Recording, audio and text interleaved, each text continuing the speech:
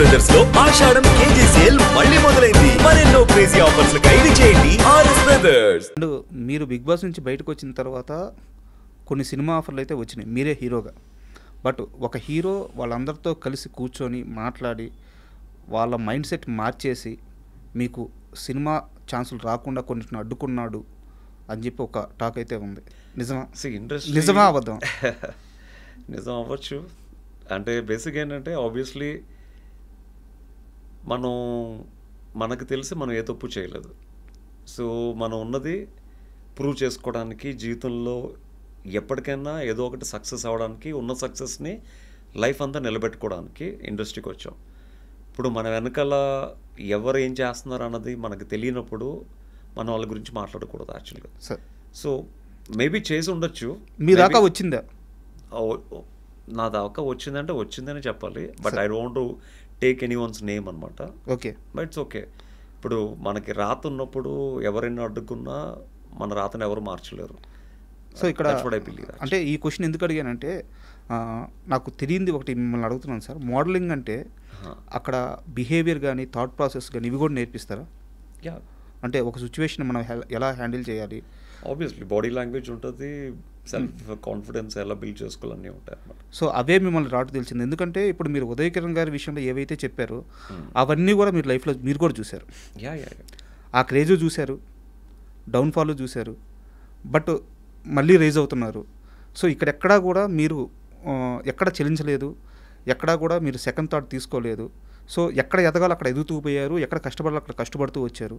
So Uday Kiran గారు తీసుకునే ఆ డిసిషన్ తీసుకునేదానికి మీరు తీసుకోకపోవడానికి రెండింటి మధ్య వ్యత్యాసం అంటే ఆ మైండ్ సెట్లో ఉన్న మార్పు ఏంటి? సి ఇప్పుడు యాజ్ ఎ పర్సన్ మీరు చెప్తే నమ్మరు, కానీ ఫేమ్ ఉన్నప్పుడు యూజువల్గా కొంతమంది చాలా పనులు వదిలేసుకుంటారు యాక్చువల్గా. సార్ మా వైఫ్ ఎప్పుడు నాతో ఫైట్ చేస్తూ ఉంటుంది. ఆ కాస్టింగ్ జోలికి వెళ్ళొద్దు, కాస్టింగ్ నాపేయండి, ఆ కాస్టింగ్ అనే దాన్ని నేను తట్టుకోలేను, okay stop that. As a యాక్టర్గా మీరు ఆల్రెడీ చాలా అచీవ్ చేశారు, యాజ్ అ మోడల్గా అచీవ్ చేశారు, యాజ్ అ సక్సెస్ఫుల్ పర్సన్గా చాలా అచీవ్ చేశారు. అంటే నాకేంటంటే ఒక జాబ్ ఎవరన్నా ఒక యాడ్ ఫిల్మ్ ఉంది ఎవరు ఉంటే చెప్పండి అన్నప్పుడు నేను ఎవరు కష్టపడుతున్న వాళ్ళకి ఏదో విధంగా హెల్ప్ చేయాలి. దానివల్ల మనకు డబ్బులు రాకపోయినా పర్లేదు, at least they make some money, at least they make some fame, at least మనల్ని నమ్ముకోకపోయినా వాళ్ళు ఎంతో కొంత కష్టపడి ఈ పొజిషన్కి వచ్చారు. సో మనకు వచ్చిన ఆపర్చునిటీని మిస్ చేయకుండా వాళ్ళకి హెల్ప్ చేస్తే అట్లీస్ట్ వాళ్ళు హ్యాపీగా ఫీల్ అవుతారు అని ఒక నమ్మకంతోనే చాలాసార్లు చాలామందికి హెల్ప్ చేయడం జరిగింది.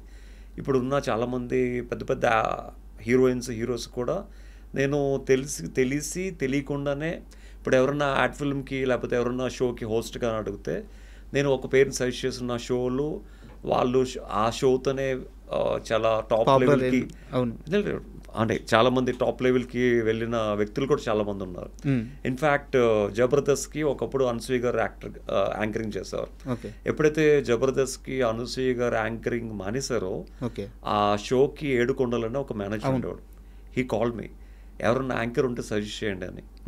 ఐ సజెస్టెడ్ వైజాగ్ నుంచి వచ్చిన నా ఫ్రెండ్ రష్మిన్ అనమాట.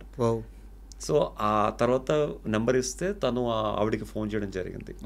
సో తను ఆడిషన్ చేశారు, తను సెలెక్ట్ అయింది, she became a Jabardasth anchor. కనీసం నేను తనకి నెంబర్ ఇచ్చిన విషయం కూడా తనకి తెలియదు యాక్చువల్గా. నేను ఎప్పుడు చెప్పుకోలేదు. అవునా? నేను ఎప్పుడు చెప్పుకోలేదు. మేబీ తనేమనుకుంటుంది, నాకు మేనేజర్ ఫోన్ చేశాడు, నాకు ఆడిషన్ పిలిచాడు, ఆడిషన్లో ప్రూవ్ చేసుకున్నాను, నాకు జబర్దస్త్ షో వచ్చింది. కానీ ఆ నెంబర్ ఇచ్చిన ఏ వ్యక్తి ఎవరని తనకి అడగాల్సిన అవసరం లేదు, తిరిగి కూడా చెప్పాల్సిన అవసరం లేదు. ఎందుకంటే he wants to take that credit, నేనే మీకు ఫోన్ చేశానని. So he want reveal my name. So obviously మనకు అవసరం కూడా లేదు, నేనే వెళ్ళి చెప్పాను అని. అలాగే చాలామందికి చాలా రకాలుగా నేను హెల్ప్ చేశాను నా పేరు చెప్పుకోకుండానే. సో ఇక్కడ దొరికారు మీరు, అంటే చెప్పాల్సి వచ్చింది కాబట్టి ఐ టోల్డ్ యూ. అడుగుతున్నాను అంతే, ఎందుకు కౌశల్కి ఛాన్సులు రావట్లేదు అంటే కోరుకున్న ఛాన్సులు ఇండస్ట్రీ అంటే ఇక్కడ దొరికారు మీరు.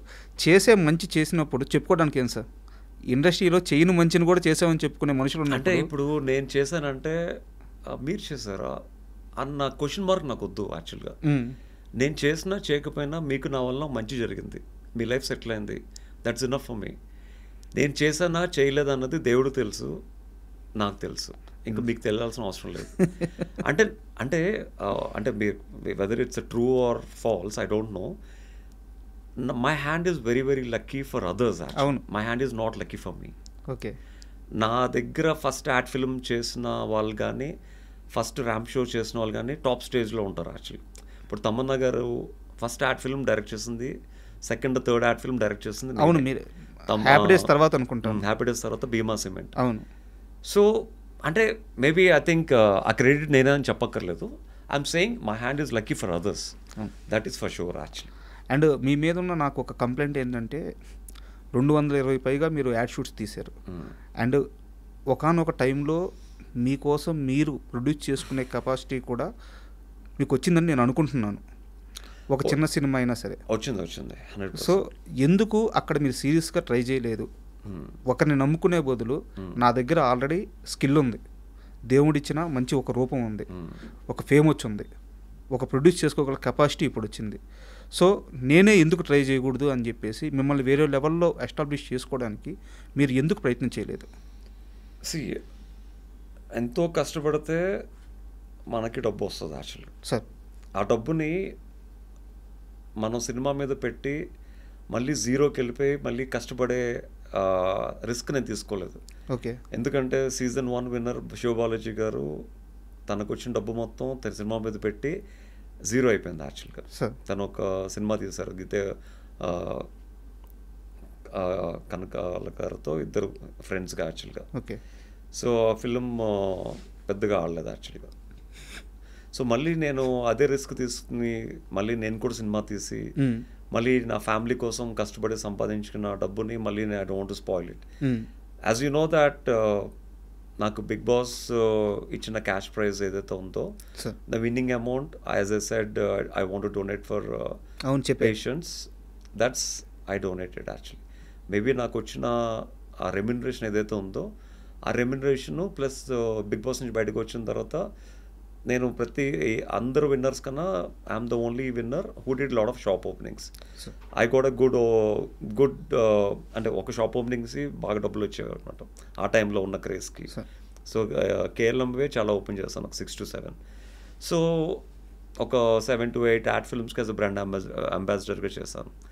సో ఆ డబ్బులన్నీ తీసుకుని వెళ్ళి ఫ్యామిలీ నన్ను నమ్ముకున్న వచ్చిన నా వైఫ్కు, నాకు పుట్టిన నా పిల్లలకి obviously they need that money actually. So obviously cinema తీసి ఆ డబ్బులు పోగొట్టుకుని మళ్ళీ నేను ఫస్ట్ నుంచి మళ్ళీ కష్టపడే టైము లేదు, ఆ సాహసం కూడా మళ్ళీ చేయలేం. So I kept that money on my kids అనమాట. అంటే వాళ్ళకి లైఫ్లో కావాల్సిన ఒక మంచి ఇల్లు, వాళ్ళకి కావాల్సిన ఒక కారు, అంటే నాలా కష్టం పడకూడదని వాళ్ళకి ఒక మంచి హెల్ప్ఫుల్ అయ్యే విధంగా ఐఎమ్ లీడింగ్ దర్ లైఫ్ అనమాట. ఈ విషయంలో నీలిమా గారి థాట్ ప్రాసెస్ ఎలా ఉంటుంది? వారు లేదు మనం ముందుకు వెళ్ళాలి అంటారా, మీరు చెప్పింది కరెక్ట్ అంటారా? ముందుకు వెళ్ళాలి అంటే ఐ మీన్ అంటే మనం ఇన్వెస్ట్ చేద్దాం, నీ మీద నువ్వు ఇన్వెస్ట్ చేసుకో, సో ప్రాబ్లం అన్ని తర్వాత సంగతి. దానికి అసలు సినిమా ఇండస్ట్రీ మీద నమ్మకం లేదు, 100% అసలు జీరో అనమాట. ఓకే. అంటే మీరు ఎంత ఇన్వెస్ట్ చేసుకున్నా మీ మీద అది బూడిదలో పోసిన పన్నీర్ లాగే. Okay. But you want even get 1 rupee also. She knows that actually. ఎందుకంటే ఒక సినిమాని రిలీజ్ చేయాలంటే దానికి ఎంత డబ్బులు పెట్టినా సరిపోతుంది యాక్చువల్గా. సో మనం ఎన్ని కోట్లు పెట్టినా ఒక సినిమాని రిలీజ్ చేసిన సినిమాని ప్రమోట్ చేసుకోవడానికి, ఆ ప్రమోట్ చేయడానికి 10 మంది హీరోల్ని పిలవడానికి, so we're not capable for that. So obviously better దేవుడు ఒక విధంగా డబ్బులు ఇచ్చాడు, ప్రజలు ఒక విధంగా విజయాన్ని ఇచ్చారు, ఆ విజయాన్ని కాపాడుకుంటూ just settle your life and again back to old life అనమాట. అంటే నేను యూజువల్గా ఒక యాడ్ ఫిల్మ్ చేస్తే ఫేమ్ వచ్చిన తర్వాత, ఫేమ్ రాకముందు ధైర్యంగా చేసేవాడిని, ఫేమ్ వచ్చిన తర్వాత మాస్కులు పెట్టుకుని క్యాప్ పెట్టుకుని చేయాల్సి వస్తుంది. But behind the mask and behind the cap there is a lot of hard work actually. So నేను ఏంటంటే యాజ్ అన్ సెలబ్రిటీకి వెళ్ళినప్పుడు I go like this. But ఒక యాడ్ ఫిల్మ్ డైరెక్టర్గా, లేకపోతే ఒక ఈవెంట్ మేనేజర్గా, లేకపోతే ఒక ఫ్యాషన్ కొరియోగ్రాఫర్గా వెళ్ళినప్పుడు I don't even show my face, I only show my hard work అంతే. సార్ ఇప్పుడు మోడలింగ్లో తెలుగులో మీరు ఎంత అచీవ్ చేశారో ఈ 2 తెలుగు రాష్ట్రాల్లో, ఈవెన్ ముంబై కానీ యూఎస్ కానీ ప్రతి దగ్గర కూడా మోడలింగ్ రంగంలో మీ వర్క్ నడుస్తూనే ఉంటుంది. సో మీరు ఎంత అచీవ్ చేశారో అందరికీ తెలుసు.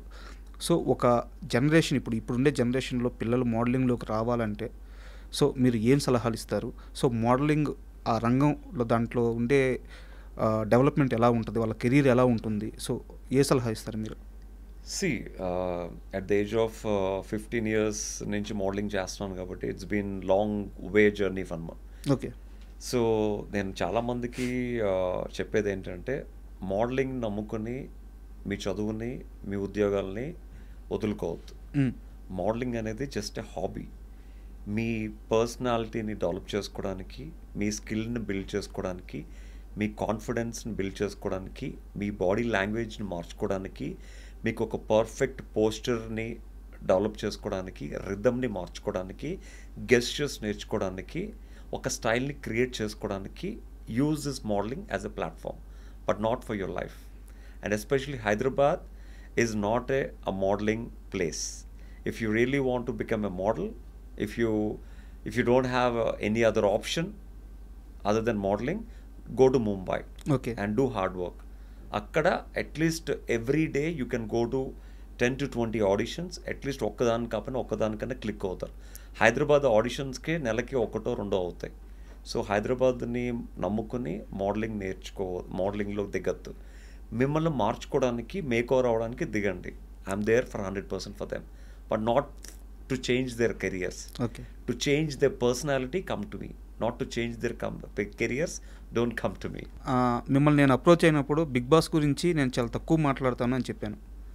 సో నాకు తెలిసి నేను చాలా తక్కువే మాట్లాడాను. బట్ ఒక 2 క్వశ్చన్స్ ఉన్నాయి సార్. ఇప్పుడు బిగ్ బాస్ 9 స్టార్ట్ అవ్వబోతుంది.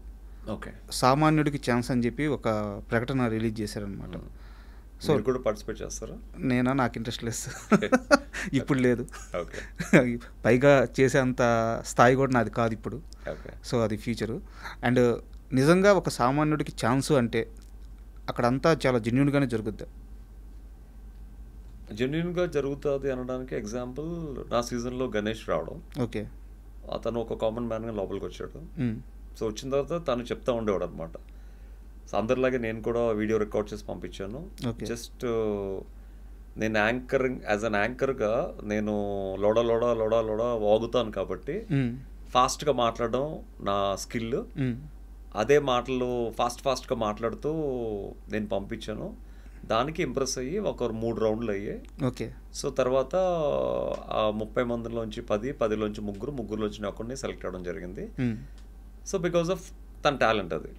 సో అలాగే బయట కూడా అంటే మీ టాలెంట్ బిగ్ బాస్కి ఉపయోగపడుతుంది, బిగ్ బాస్ షోకి హెల్ప్ అవుతుంది అంటే డెఫినెట్గా దిల్ టేక్ యూ. అంటే ఈ క్వశ్చన్ ఎందుకు అడిగానంటే సార్, కొన్ని లక్షల మందికి ఖచ్చితంగా బిగ్ బాస్ అంటే ఇష్టం ఉంటుంది. దాంట్లో పార్టిసిపేట్ చేసే ఛాన్స్ వస్తే ఎవరు వదులుకోరు అనమాట. సో అందరికీ ఇప్పుడు ఈ ప్రకటన వచ్చినప్పటి నుంచి అందరికీ కొంత డౌట్ ఉంది. నిజమేనా, మేము వీడియో చేస్తే సెలెక్ట్ చేస్తారా, మేము చెయ్యాలా వద్దా? వీడియో చేస్తే సెలెక్ట్ చేయరు.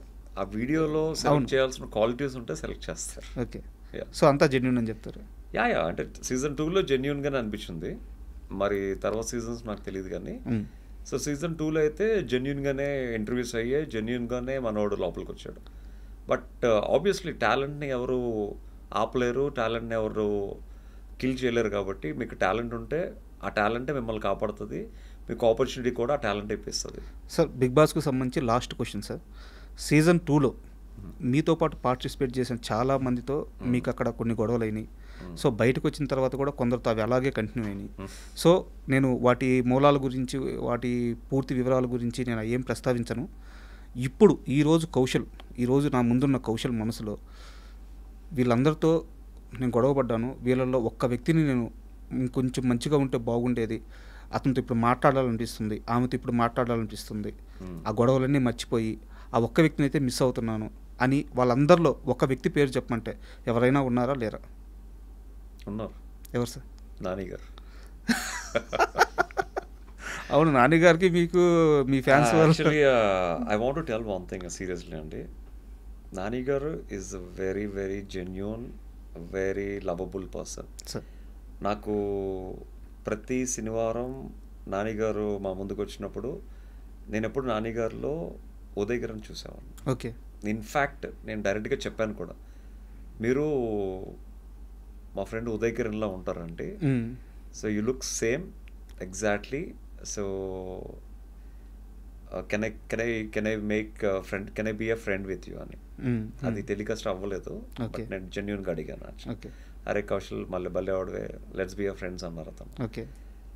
బట్ యాజ్ దిస్ ఇంటర్వ్యూలో నాని గారు చూస్తారో లేదో తెలియదు కానీ, జస్ట్ బికాస్ ఆఫ్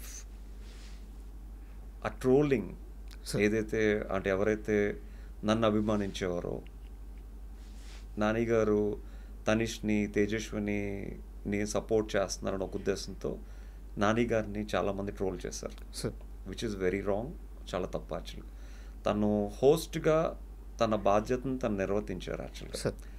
బట్ నిజంగా చెప్పాలంటే తను ఒక సైడ్ తీసుకుని ఎవరి గురించి మాట్లాడలేదు. మాట్లాడారు అనుకుని చాలామంది ట్రోల్ చేశారు. బయటకు వచ్చిన